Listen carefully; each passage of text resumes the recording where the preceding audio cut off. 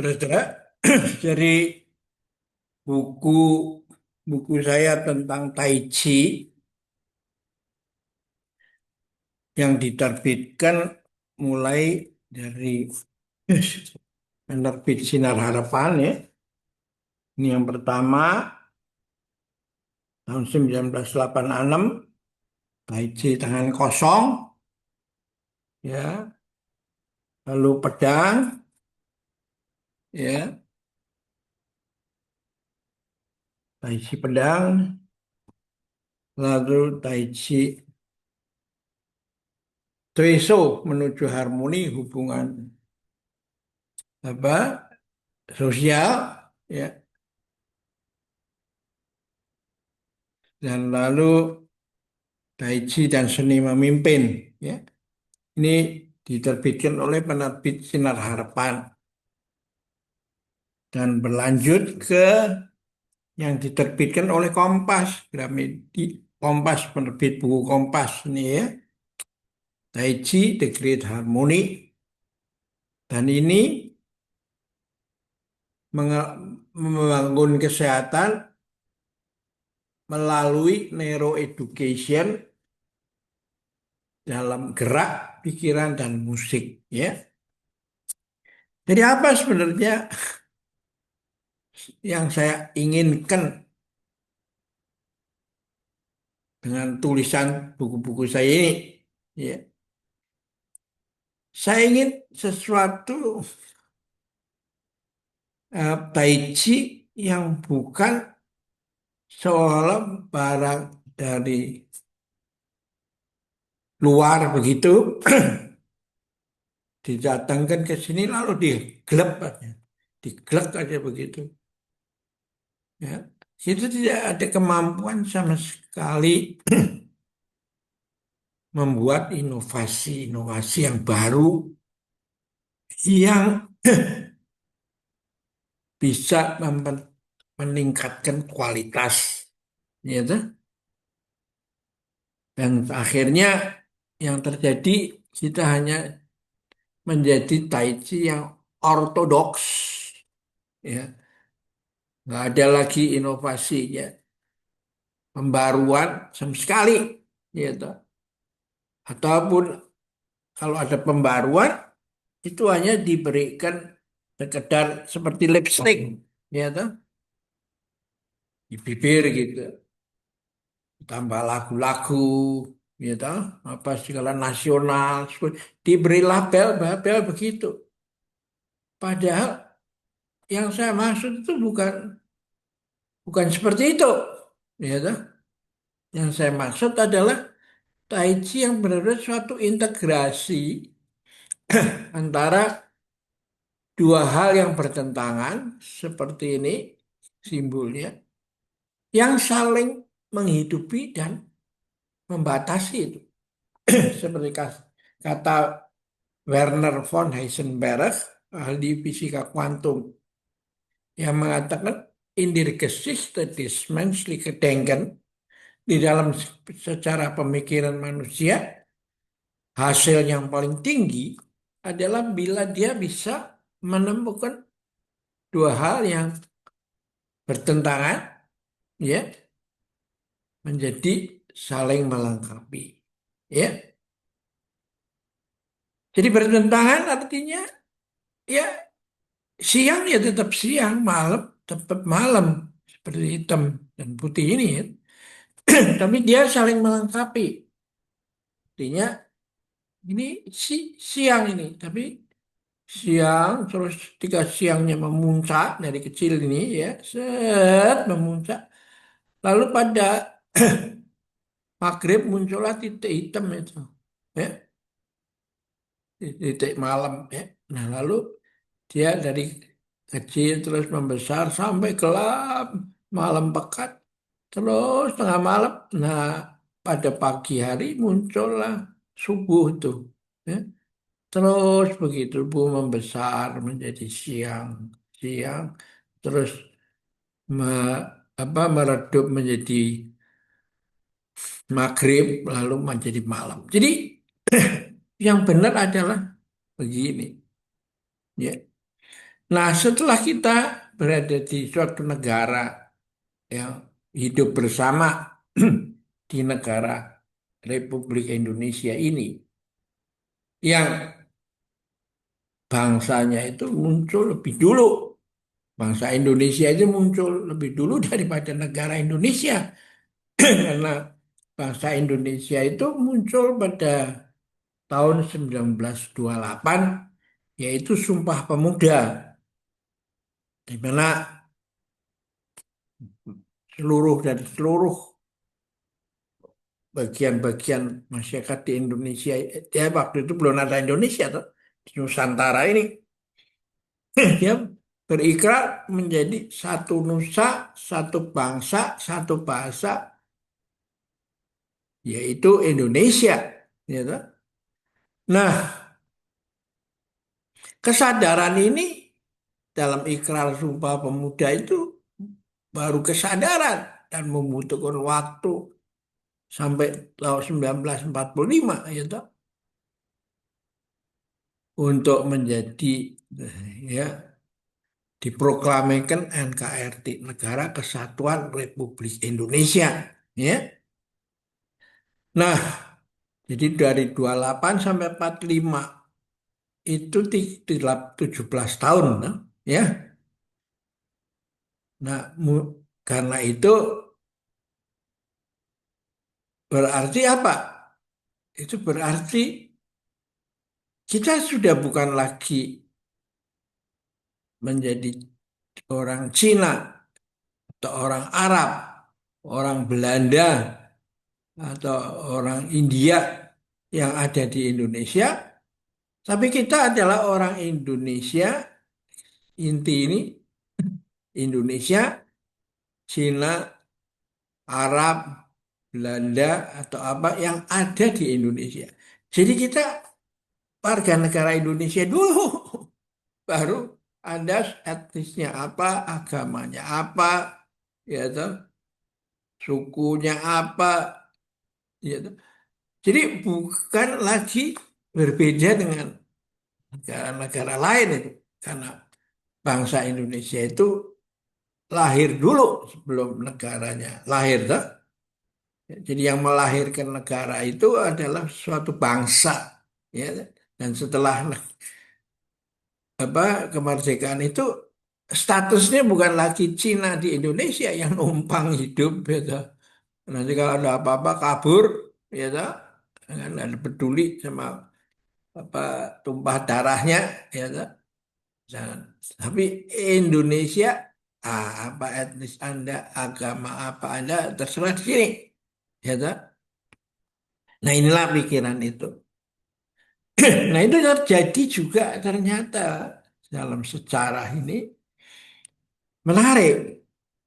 Karena ketika ide pemikiran wisdom dari India datang dalam bentuk apa Ramayana, maka oleh orang Indonesia dirubah, dielaborate menjadi lebih lebih tinggi seperti yang terjadi di balet Ramayana, ya toh? Ya. Jadi kita Indonesia ini bukan dipengaruhi, tapi bisa memberi respon yang positif terhadap semua yang datang dari luar itu, ya. Nah, muncullah Balet Ramayana yang ketika saya mempunyai teman dari India yang datang ke sini Indonesia sebagai ahli gandum, ketika saya bekerja di perusahaan yang bergerak dalam pada tepung terigu. Lalu ketika waktu senggang atau selesai, setelah apa melakukan keliling-keliling ke mana tanaman meninjau tanaman gandum di Indonesia, lalu saya ajak mampir di Prambanan, dan di Prambanan untuk melihat apa balet Ramayana di yang di pentasnya di apa di Candi Prambanan itu di tengah malam di bulan purnama ya dan saya melihat dia itu menggeleng-gelengkan kepala sambil berjejak gitu dan dia seolah-olah kagum atau memang kagum bagaimana ide apa wisdom yang saya buat bawa dari yang di India itu kok bisa berubah seperti begini dalam tarian atau Rama Sita lalu Kijang Kencana lalu muncul Jatayu muncul Anoman lalu membakar itu Anoman Obong gitu kerajaan Alengka dan segalanya sampai akhirnya Sita Obong itu gitu. Nah, di sana kagak ada seperti begini di Indonesia. Gitu. Juga di dalam kisah Mahabharata itu ya. Sehingga orang India itu kalau nggak salah Rabindranath Tagore kan, waktu ke sini mengatakan, aduh, ya kamu bisa mengelaborate barang apa saja yang kamu dapat dari luar menjadi sesuatu yang sungguh menjadi milikmu itu. Ya, dan saya sudah rela aja kalau diperbuat menjadi lebih baik seperti begini lah. Ngapain saya harus menjadi ortodoksi, ya toh? Nah, inilah menarik daripada itu. Nah, lalu saya juga lalu di dalam Tai Chi kita, di dalam Tai Chi kami kita tambahkan Nusantara. Jadi dari pengalaman dengan Ramayana dan Mahabharata itulah saya juga mengambil apa langkah-langkah inovatif dengan menamakan Tai Chi Nusantara. Yang tentu saja buat orang-orang yang melihat atau yang sangat masih kental apa budayanya, dan dia mengatakan, aduh Pak Yusuf you bikin ngapain lagi nih? Kok ada Tai Chi Nusantara? Ya, kan? Nah itulah seperti terjadi di dalam apa? Di dalam kisah Mahabharata itu juga. Ya. Dalam kisah Mahabharata itu jenius lokal sini tuh menciptakan kisah-kisah sendiri itu. Seperti Semar Bayung, membangun kayangan, ya toh, ya. Seperti Dewa Ruci dan lain-lain itu banyak cerita-cerita yang di naskah aslinya tidak ada itu. Nah, demikian pula di dalam Taiji Nusantara ini. Kita integrasikan dengan kehidupan yang ada di sini. Bahwa manusia itu mempunyai proses ya bagi orang Indonesia ya, atau orang Nusantara ini kita mempunyai sejarah yang panjang gitu ya. Ketika di India lahirnya Buddhism itu juga tidak mulus ada pasti ada ketegangan dengan Hindu sebelumnya ya toh. Tapi di Indonesia ini di Nusantara ini pada abad ke-19 abad 14 Butan Tular sudah menulis buku apa yang menjelaskan tentang dan buku Sutasoma itu yang menjadi dasar Bhinneka Tunggal Ika ya dengan paham dua tapi satu ya, ya yaitu untuk menjelaskan bahwa antara Hindu dengan Buddha itu nggak ada apa itu sebenarnya dua ini satu ini lima ya ini satu lima jadi dia mengatakan Tanhana Dharma Mangroa ini satu tidak ada perbedaan gitu. Ya, saya ada karena kamu ada karena saya ada, karena ada guru pasti ada murid, karena ada laki pasti ada perempuan. Ya, toh. Jadi dua hal yang bertentangan seperti ini paling melengkapi, menghidupi dan membatasi itu. Nah, demikianlah nih saya beri alasan mengapa Tai Chi yang saya kembangkan di sini adalah saya sebut sebagai Tai Chi Nusantara. Sehingga mempunyai apa dimasukkan ide tentang memayu hayuling bawono, sangkan paraning dumadi. Manusia itu dari mana asalnya dan mau kemana tujuannya. Sehingga kalau dia tahu maka dia pasti bisa jalan dengan baik kan. Tapi kalau dia tidak tahu siapa dirinya dan mana tujuannya, ya pasti kemana-mana nabrak-nabrak sana sini kan. Dan lalu di empat samudera dan lima benua semua orang bersaudara, ya toh. Langit, manusia dan bumi menjadi satu. Ya. Jadi dari antroposentrik di mana manusia menjadi pusatnya dalam Tai Chi Nusantara ini di, apa, diberikan wawasan yang sebenarnya itu juga substansinya sama menjadi antropokosmik gitu. Nah, Tai Chi ini sekarang sudah menyebar ke Amerika, ke Eropa, negara-negara Barat, Pak.